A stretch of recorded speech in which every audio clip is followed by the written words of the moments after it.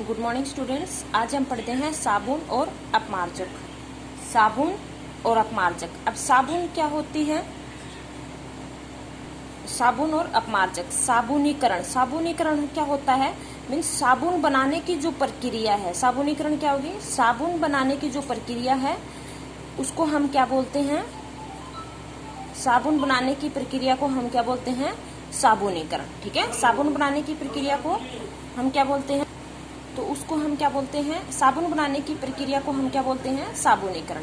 कैसे बनता है कि उच्च वसीलीय अम्ल जैसे C15 से लेके C17 H35 RCOONA ये साबुन का फॉर्मूला होता है।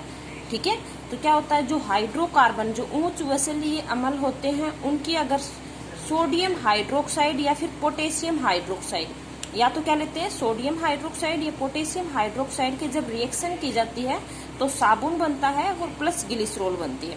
क्या होता है, जैसे CH2COOR, ये R ग्रुप का मतलब ये क्या है कि कार्बन की एक बहुत बड़ी श्रृंखला है। जैसे इस तरह से कार्बन कार्बन की श्रृंखला चल रही है।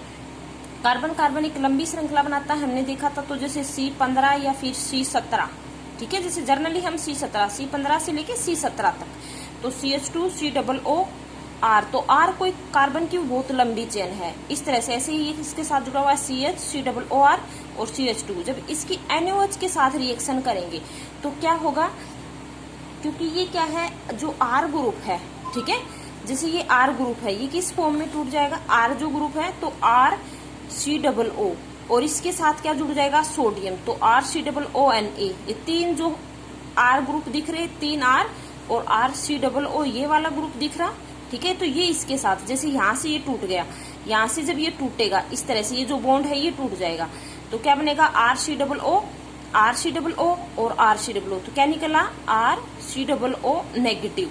सब में ये निकला, तो 3 है और इसके साथ 3 सोडियम एटम, जैसे हम यहाँ पे 3 ले लेंगे, 3 NaOH बैलेंस करने के लिए। तो क्या हो गया? RCOONA, और ये बचा CH2, इसके साथ क्या जुड़ गया? इधर से NaOH जुड़ा तो CH2OH, इधर क्या बचा? CH, इसके साथ OH जुड़ गया और CH2OH। ये क्या बनता है? ग्लिसरॉल। तो मीन्स साबुन प्लस ग्लिसरॉल मिलता है।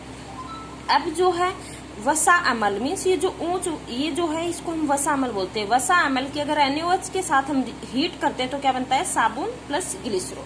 ठीक है, जो साबुन जो होता है सिर्फ मृदु जल के साथ क्रिया करता है, मीन्स मृदु जल के साथ झाग बनाता है। इसका मतलब ये है कि साबुन है वो मृदु जल के साथ काम करता है, कठोर जल के साथ काम नहीं करता। साबुन मृदु जल में झाग बनाता है जबकि कठोर जल में नहीं बनाता। कठोर जल में क्यों नहीं बनाता? क्योंकि कठोर जल में कैल्शियम और मैग्नीशियम, कठोर जल होता क्या है कि अगर उसमें कैल्शियम और मैग्नीशियम कार्बोनेट फॉर्म में या फिर सल्फेट के फॉर्म में अशुद्ध या प्रेजेंट है तो वो कठोर जल होता है। तो जैसे ही मीन्स, जैसे मान लो ये है अपना साबुन का फॉर्मूला क्या हो गया? RCOONA, तो RCOONA ये हो गया RCOONA।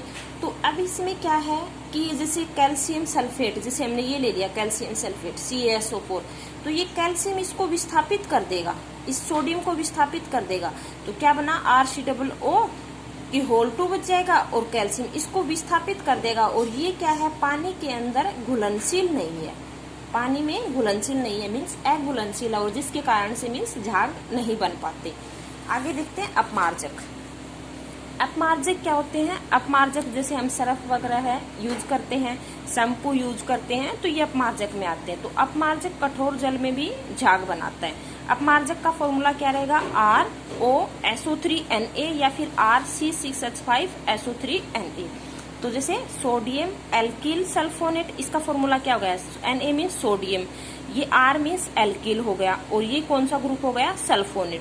तो सोडियम एल्किल सल्फोनेट, या फिर ये भी फॉर्मूला रहता है RC6H5SO3Na। तो इसका फॉर्मूला क्या होगा? Na means sodium, R means alkyl और C6H5 मीन्स बेंजीन सल्फोनेट।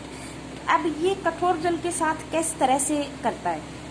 जैसे कठोर जल में कैल्शियम और मैग्नीशियम सल्फेट और कार्बोनेट की फॉर्म में होती है, तो ये क्या करेगा? सोडियम आयन को विस्थापित कर देगा, मीन्स यहाँ से सोडियम आयन को हटा देगा और यहाँ पे कैल्शियम आ जाएगा या फिर मैग्नीशियम आ जाएगा। ये तो साबुन में भी हो रहा था, लेकिन जो इसका ये जो बना ना सोडियम सल्फेट, ये पूरा जो ग्रुप बना, ये पानी के अंदर घुलनशील है।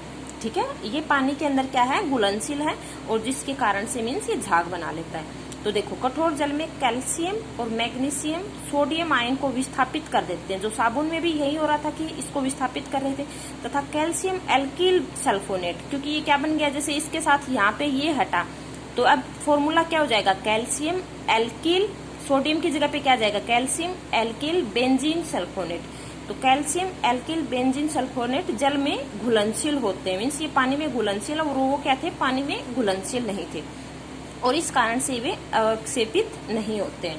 अब जो अपमार्जक होते हैं ये प्रदूषण ज्यादा फैलाते हैं, क्योंकि ये जल्दी से डिकम्पोज नहीं होते हैं, मीन्स ये इनका विघटन नहीं होता जल्दी से, लेकिन जो साबुन है वो इतना प्रदूषण नहीं फैलाते हैं। तो अपमार्जक प्रदूषण ज्यादा फैलाते हैं, स्पेशली जल प्रदूषण, क्योंकि हम पानी में डालेंगे तो पानी में प्रदूषण ज्यादा होगा। क्यों होता है कि कार्बन की जो इनका अपघटन नहीं हो पाता। अगर कार्बन की श्रृंखला कम शाखित, अगर ज्यादा शाखित, शाखित का मतलब इस तरह से एक लंबी, जैसे इस तरह से कार्बन ग्रुप जुड़ गया, इसके साथ भी कार्बन ग्रुप, अगर सीधी चेन चल रही है तो वो कम शाखित होगी। अगर वो ज्यादा शाखित है तो उनका जीवाणु के द्वारा विघटन नहीं होता, लेकिन अगर वो कम शाखित है तो कम प्रदूषण होगा। मीन्स अगर इस प्रदूषण को हम कैसे कम कर सकते हैं कि जो हाइड्रोकार्बन की जो हम चेन ले रहे हैं, ये आर वाली ग्रुप, अगर ये कम शाखित लेंगे तो प्रदूषण कम होगा। अगर हाइड्रोकार्बन श्रृंखला कम शाखित है तो प्रदूषण कम होगा। ठीक है।